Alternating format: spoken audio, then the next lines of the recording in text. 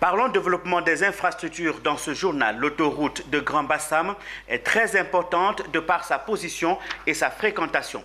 En prélude à la mise en service de ce poste de péage, le ministre de l'Équipement et de l'Entretien routier a visité ce chantier et celui de l'autoroute Aswende-Assini réalisé à 98% ce mercredi. Voyons tout cela dans ce reportage de Patrick Roux et commenté par Marie-Christelle Zogueyi. En prélude à l'inauguration prochaine de grands chantiers, le ministre de l'Équipement et de l'Entretien routier s'est inquiet de l'évolution sur les différents sites du district d'Abidjan et la région du Sud Comoé. Ce mercredi 2 février 2022, Amédée Kwaku Kofi a concomitamment visité la gare de péage de l'autoroute Abidjan-Bassam et le prolongement de l'autoroute Abidjan-Lagos.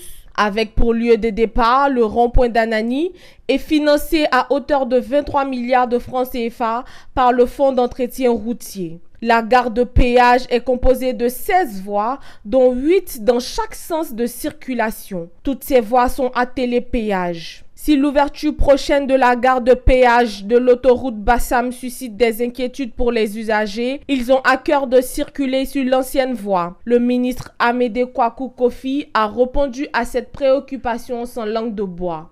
Nous avons des trafics qui dépassent 10 000 véhicules jour les week-ends, mais sur cet axe, nous avons l'ancienne voie.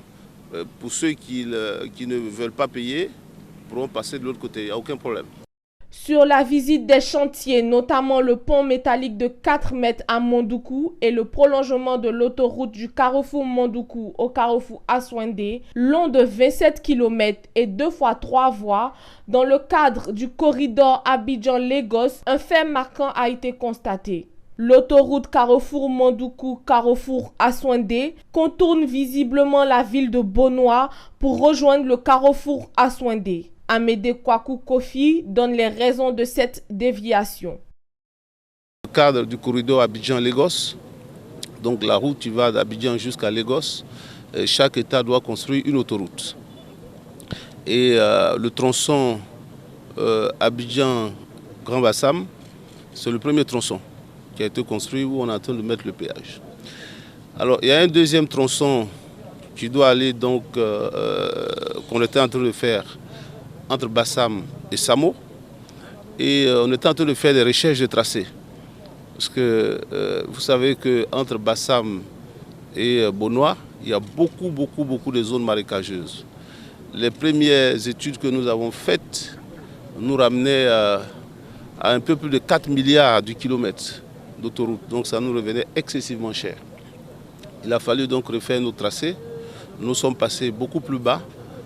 Donc pour longer le canal d'Assini, là où on avait déjà une ancienne route. Et avec ce projet-là, on est à un peu moins de 2 milliards de kilomètres, y compris les échangeurs, les passerelles piétonnes, et puis faire une contre-allée.